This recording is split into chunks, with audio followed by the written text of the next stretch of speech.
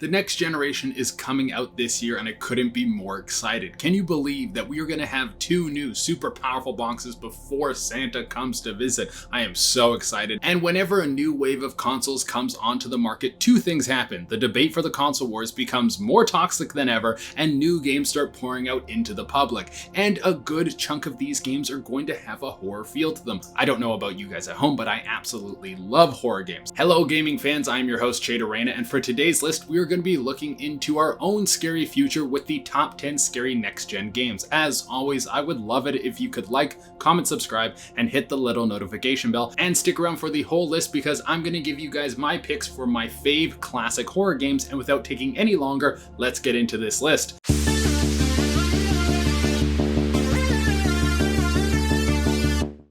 Coming in at number 10, we have Rainbow Six Quarantine. Rainbow Six Quarantine was Ubisoft taking the beloved Rainbow Six franchise and giving it a sci-fi horror twist. So far, we have only seen a trailer, but it looks like you're stuck in some sort of zombie-esque infected building, and there's these infected that are running around all over the place. It can be assumed that you will work as a squad to make your way out of this horror show, and there will be some sort of multiplayer element. Here's the thing, this game has really gone dark since we first saw it at E3 2019. Also, RIP E3, we might never see you again. That is the end of a legacy that brought me some of my fondest gaming moments. But back on track. We don't know if this game is still coming out, but I do have faith that it will see the light of day. Ubisoft stated in 2019 that they had to push a ton of their titles back to make sure that the quality of their games stood strong, and even though this pissed off their investors, it was the right move for the games. I think we will hear something about this game soon, but I wouldn't be surprised if the name got a major overhaul because I don't think anyone wants to hear the words quarantine anytime soon.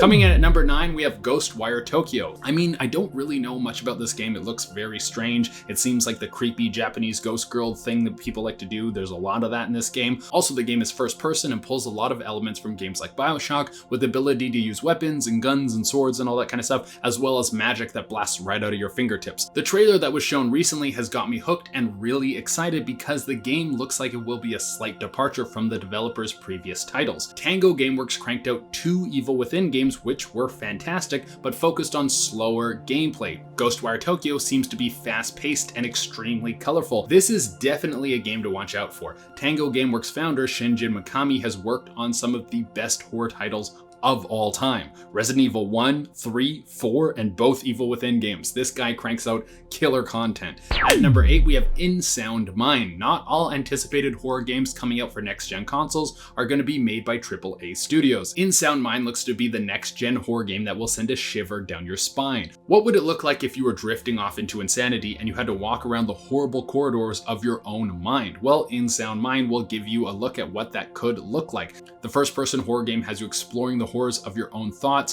through puzzles, boss fights, and enemy encounters that will make you want to sleep with the lights on. Because this game takes place in someone's brain, the laws of reality don't apply, which brings in an element of psychological horror akin to games like Silent Hill 2 and The Condemned. This is an indie title that people should keep an eye out for. Coming in at number 7, we have Sons of the Forest. I don't know if you guys picked up The Forest, but it was an indie survival horror game that saw you stuck on an island after a plane crash. You had to hunt and forage to stay alive, and on top of battling the elements, you had to take on an island packed full of strange, naked humanoid creatures that seemed like they wanted to rip your heart out of your chest. It was a lower budget title, but it came out with some strong reviews, and I'm assuming it sold decently well because we have been told that a sequel is on the way. It seems that the game will follow the same first-person survival horror style, but it's clear that the game has a much larger budget because even from the first look trailer, the game is so much more beautiful. It will be exciting to see what a small studio can do with more power and more money behind it. Coming in at number 6, we have Demon's Souls, the game that was Dark Souls before Dark Souls. This is the From Software title that paved the way for the slow, methodical gameplay mechanics that are seen all over the gaming industry now. The Demon's Souls remake looks absolutely amazing, and it's made by Blue Point Games, the studio behind the Nathan Drake collection and the Shadow of the Colossus remake. If there's anyone who knows how to remake a game, it's them. I'm so excited to go to the birthplace of the Dark Souls genre. I love these kind of games, and From Software is still making the best version of these punishing hack and slashers. Also, the peek that we got at the Sony conference was incredible. The game looks absolutely gorgeous. Coming in at number 5, we have Scorn. We saw so little about this game. Zero gameplay was shown at the Xbox event where this game was revealed, which really pissed some people off. But even though we didn't get to see how this game plays, it still looked super creepy. The trailer gave off some major Alien/Prometheus vibes, like being stuck on an alien ship surrounded by strange machines and creatures. I have a good feeling that everything you encounter in this game is going to try and kill you in horrible ways. Coming in at number 4, we have Paranoid. Now, I will admit that the demo trailer for this game had a little bit of jank in it, but I really like the premise, and when a game trailer can creep me out, even with jank, I am on board. The game follows a guy who is struggling with his mental health when he gets a phone call from his sister who has been missing for years. From this point, the world starts to rot away, and the apartment building he's living in gets infested by these contorted corpses that the player has to navigate around to survive. Coming in at number 3, we have Cyberpunk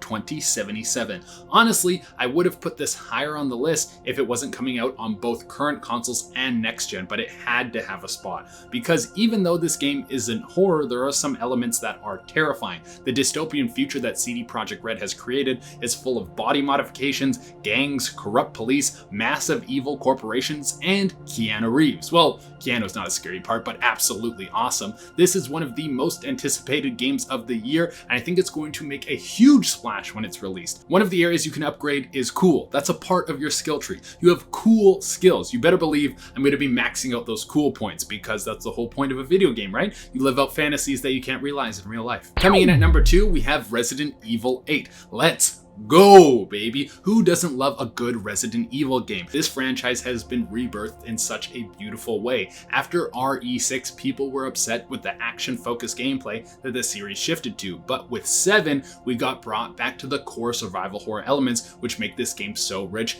And the remakes of previous games in the franchise have been remarkable. Now, what will Resident Evil 8 be? We really don't know much. We saw a trailer at the Sony PS5 reveal event, and it looks like there'll be some sort of werewolf monster in the game, and classic hero Chris Redfield is coming back to kick some zombie butt. Also, it seems like you're gonna be lost in the woods and returning to some creepy mansion, a setting that previous Resident Evil games have done so well. And it would seem that Resident Evil 8 is going to remain in first person, just like Resident Evil 7, which makes me ask the question, will there be a virtual reality version? And coming in at the number 1 spot, we have Resident Evil 4 Remake. Okay, calm down before you go in the comments and tear me apart. I know this game hasn't been announced yet, but come on. Capcom has done remakes for 1, 2, and 3, and they were all smash hits. Resident Evil 4 is considered one of the greatest games ever made, and a remake of this game would sell like gangbusters. It's what everyone wants, and even if we don't have a confirmation,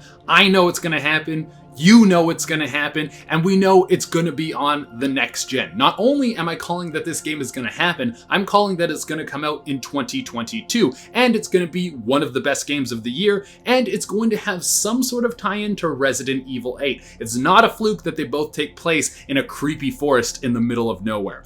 Alright everyone, that has been our list, and as promised, I'm going to give you guys my pick for the classic horror games that I love. My first pick is Resident Evil Remake. The work that Capcom did on bringing this gem back into the forefront is incredible. I'm partway through a playthrough right now, and I have to say I understand why these games are so revered. This game is truly incredible. The remake version on Xbox One, PS4, and Steam is so good, you should not miss it. My next pick is Amnesia. I think it's a little early to call this game a classic, but I think it's very important and it should be recognized. Amnesia really was a breath of fresh air into the horror genre that brought in a new style of play. The first-person run, hide, survive gameplay cranked up the tension and laid the foundation for games like Outlast and so many that followed it. And my last pick is Silent Hill 2. If you like horror games and you haven't played this game, what are you doing? Now, this game can be kind of hard to get your hands on because it came out on PS2 and Konami hasn't updated it for the current consoles, but there's always ways you can play old games, wink wink, nudge nudge, emulators. But for younger gamers who have seen the horrific image of the horror gaming icon Pyramid Head and don't know where he comes from, this is the game. Just to warn you, this game is rated M for a reason. Alright everyone, that has been our list. Thank you so much for tuning in. As always, I would love it if you could like, comment, subscribe, subscribe, and hit the little notification bell. Until next time, I have been your host, Chade Arena, and keep enjoying this gaming content. Bye.